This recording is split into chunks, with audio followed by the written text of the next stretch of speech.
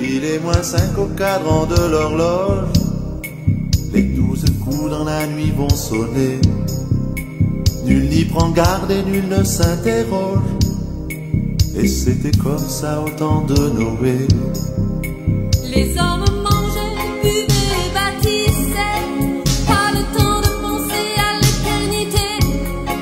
Prophète de malheur, conçus en ton bâton. La pluie ne viendra pas, il fait bien trop beau. Il est -5 à la grande pendule. Et la pluie est venue au temps marqué. Elle a englouti tous ces incrédules. Comme Dieu l'avait dit, c'est arrivé. Aujourd'hui les hommes vivent pour le présent, sans vouloir penser à ce qui les attend. Prophète de malheur, ah, c'est pas pour demain que notre monde arrivera à sa fin. Il est -5 au cadran de l'horloge. Les 12 coups dans la nuit vont sonner. Nul n'y prend garde et nul ne s'interroge.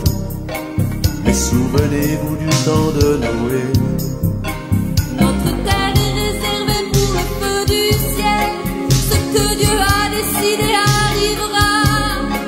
Comment échapper à la colère éternelle, à cette heure du jugement qui viendra? Il est -5 à la grande pendule. Et le feu descendra au temps marqué. Et il détruira tous les incrédules. Mais il est encore temps d'y échapper. Dieu a donné aux hommes un moyen de salut. Il a ouvert un temps de grâce et de paix, en envoyant sur la terre son fils Jésus. Nouvelle arche pour celui qui veut entrer. Il est -5 au cadran de l'horloge. Les 12 coups dans la nuit vont sonner. Il est -5 au cadran de l'horloge. Mais il est encore temps pour toi d'entrer. Il est -5 au cadran de l'horloge. Et la porte n'est pas encore fermée. Il est -5 au cadran de l'horloge. C'est Dieu lui-même qui en a la clé. -5 au cadran de l'horloge. -5 au cadran de l'horloge. -5 au cadran de l'horloge. -5. Eh oui, bonjour à tous. Magnifique, hein, cette chanson. Souvenir, souvenir. Pour ceux qui l'ont entendu, comme moi, dans l'enfance, ouais, l'adolescence, je crois, je sais plus. En tout cas, c'est lorsque j'étais plus jeune, voilà. Oh là là, avant de continuer, mes amis, un petit coucou à tous ceux des Antilles, de la métropole, et puis tous ceux du monde entier qui vont s'arrêter un instant pour écouter. Et oui, pour écouter cette petite réflexion. Alors le titre, comme vous l'avez vu, -5. Il est -5. Cette chanson gravée dans mes souvenirs que j'ai vraiment aimé quand j'étais enfant. Vraiment. Qui donnait de l'espoir, parce qu'on se disait, il est -5, ça va pas tarder. Essayons de voir un petit peu à partir de cette chanson, notre monde, essayons de comprendre notre monde, c'est ça en fait, à partir de cette chanson. Parce que sans le savoir en fait, en tant qu'artiste, en tant que compositeur, ben, nous donnons vie à des mensonges. Voilà. Nous donnons vie à des mensonges. Et nous faisons justement perpétuer ce mensonge de génération en génération. La musique, c'est quelque chose d'extraordinaire, mes amis. La musique, c'est quelque chose d'extraordinaire, mes amis. Cela permet de graver en nous les choses. Une chanson, on n'oublie pas la chanson. On n'oublie pas les paroles. Une chanson, on pense que c'est vrai. Alors, voilà. On enregistre, on mémorise la chanson. Mais est-ce que c'est vrai? Est-ce que les paroles sont vraies? Est-ce que l'histoire est vraie? L'avons-nous, comment je veux dire?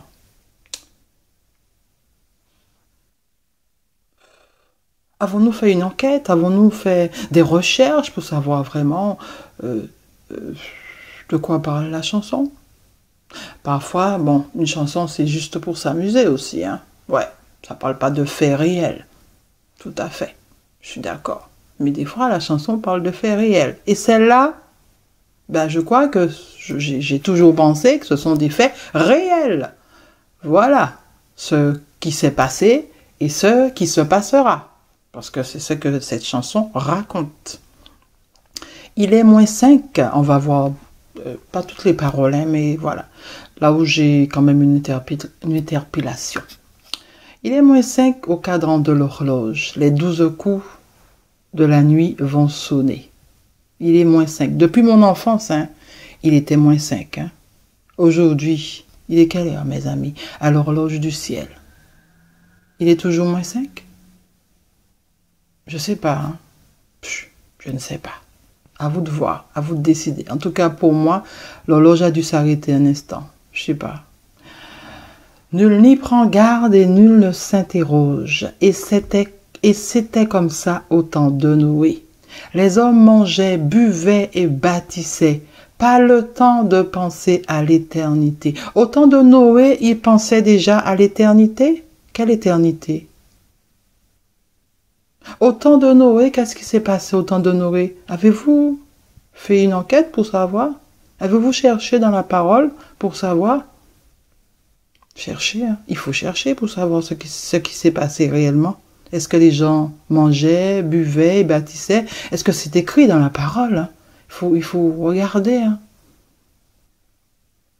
Genèse 6, verset 5, dit: L'Éternel vit que la méchanceté des hommes était grande sur la terre et que toutes les pensées de leur cœur se portaient chaque jour uniquement vers le mal. Quel mal ces hommes avaient-ils commis, mes amis? Est-ce que dans Genèse on le dit? Non, on laisse place au doute, on ne dit pas tout. C'est à vous de faire, à vous de trouver, à vous d'interpréter. Mais on dit au moins quelque chose. Et le mal qui a été commis se trouve dans Genèse 6, verset 2. Lisons. Les fils de Dieu, Dieu avait plusieurs fils, waouh, virent que les filles des hommes étaient belles, et ils en prirent pour femmes parmi toutes celles qu'ils choisirent. Alors si on part du principe que les fils de Dieu, avec un grand D, on considère que là, c'est là où Jésus a sa place, parmi les fils de Dieu. Si on part de ce principe, hein, mes amis, mais moi, je ne suis pas de ce principe, hein, d'accord.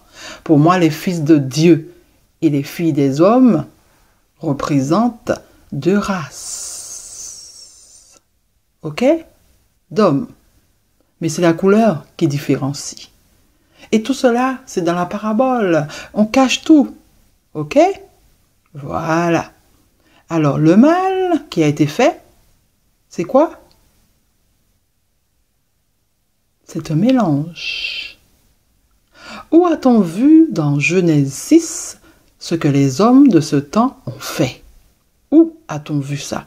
Que les hommes mangeaient, buvaient, bâtissaient. Où c'est marqué dans Genèse 6? Dans l'histoire de Genèse 6, on ne voit pas ça écrit. Où a-t-on vu dans Genèse 6 que Noé a prêché? Où? Cherchez. Et dites-moi si vous avez trouvé, parce que dans la Bible que j'ai J'ai consulté, je n'ai pas vu ça que Noé a prêché. Ou Noé a prêché que des interprétations à partir des faits annoncés beaucoup plus tard dans l'histoire par des gens qui ont reçu des visions. C'est ainsi que le mensonge progresse, mes amis. C'est ainsi que le mensonge se consolide. Personne ne pose de questions et accepte. Comme mes parents ont dit ça, eh bien c'est la réalité. Comme le pasteur a dit ça, eh bien c'est la réalité. Mais on ne regarde pas, hein. Genèse, à aucun moment, Dieu dit qu'il veut sauver ces gens.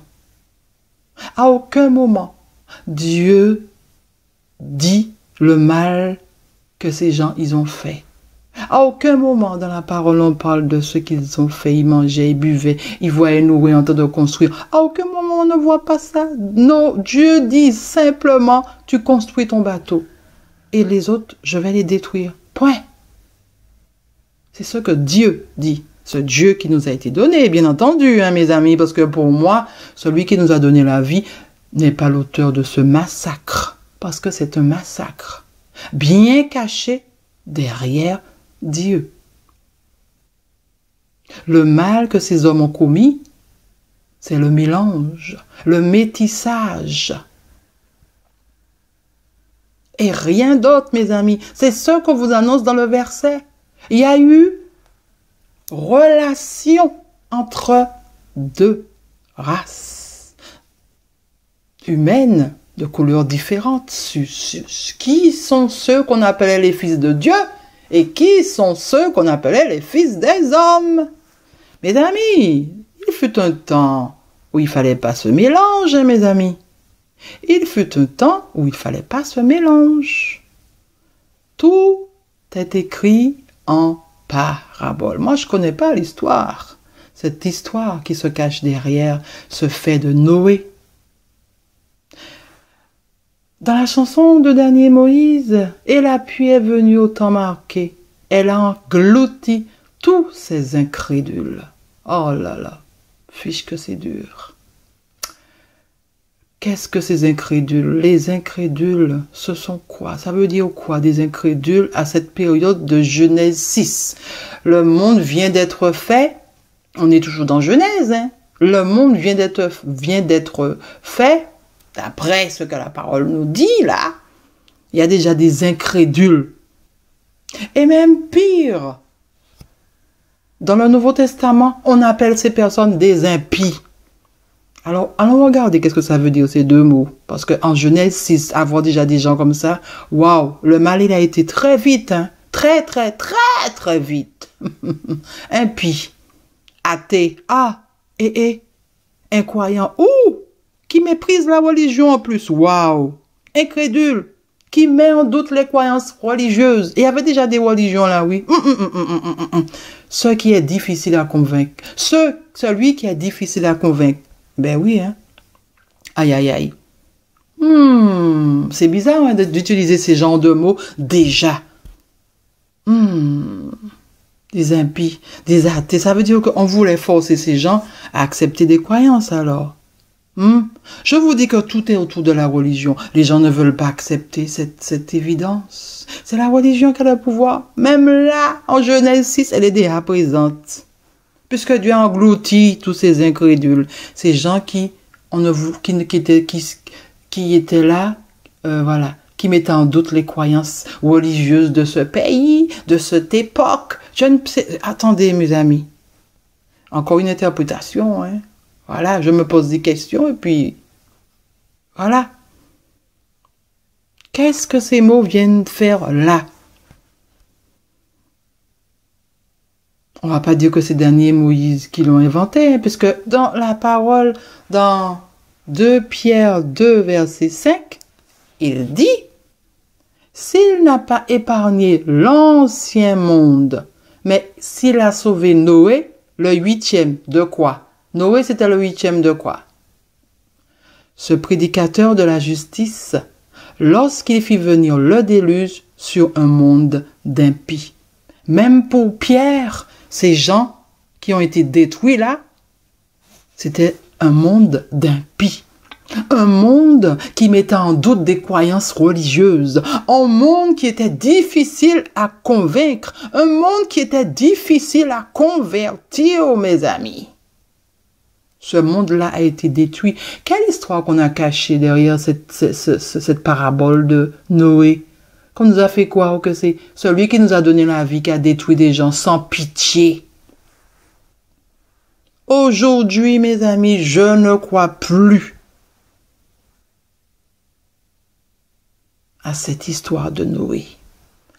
Au travers de la parole écrite, dite sainte, dite inspirée de Dieu, on a sali la réputation de celui qui nous a donné la vie, de celui qui nous a donné ce magnifique héritage, de celui qui nous a donné la vie pour que nous soyons heureux. On a détruit sa réputation, mes amis. Au travers de ce Dieu qui nous a été donné pour nous dominer et nous soumettre, on a détruit, on a souillé la réputation de celui qui nous a donné la vie.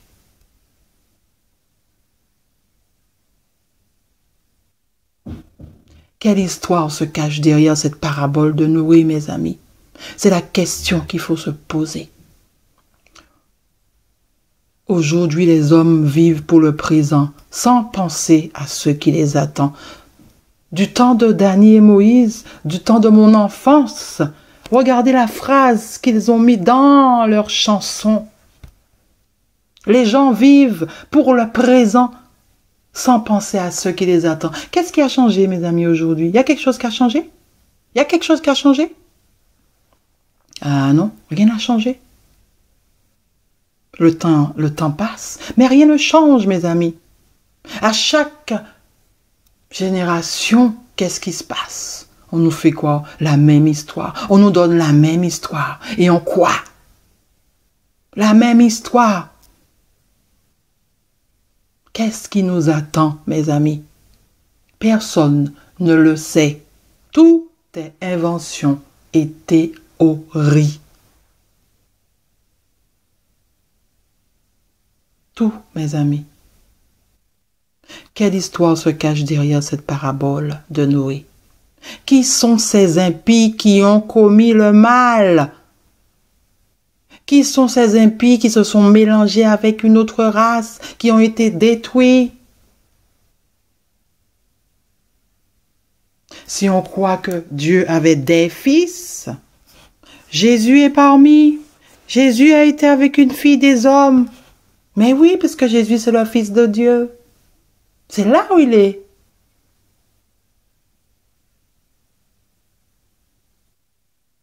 Et puis, Dieu n'a pas qu'un seul Fils unique.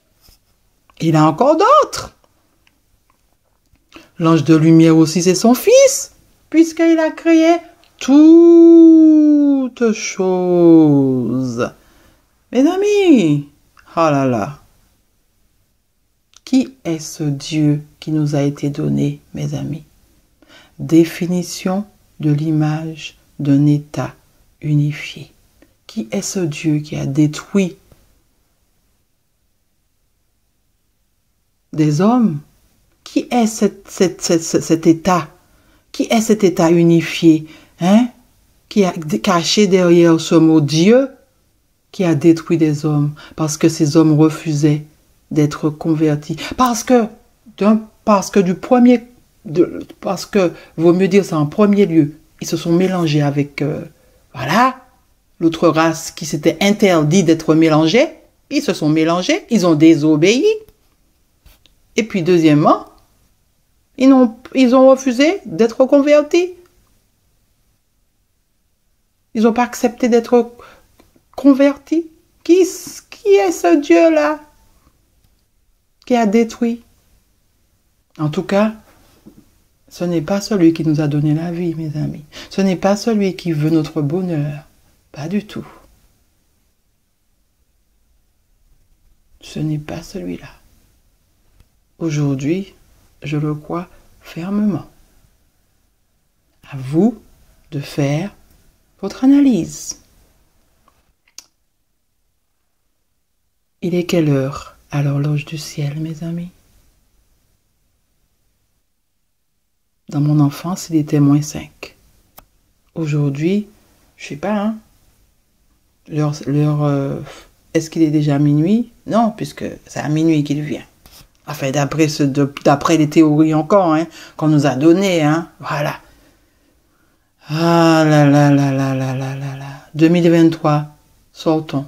Sortons de ce piège hypnotisant. Sortons de ce piège hypnotisant.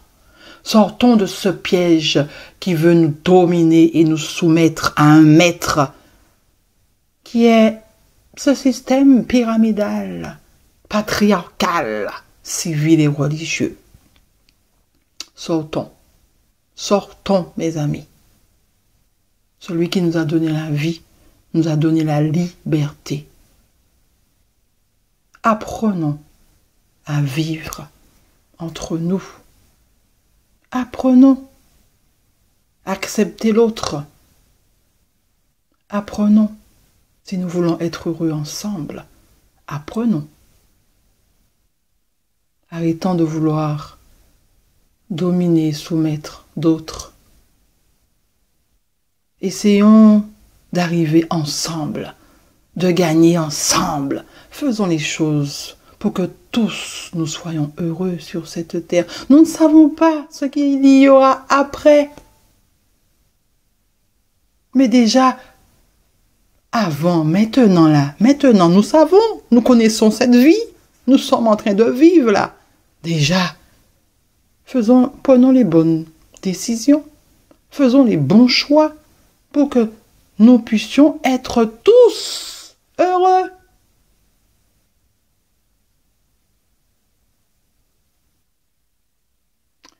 Voilà mes amis, une bonne journée, reposez-vous bien et à bientôt. Bye bye.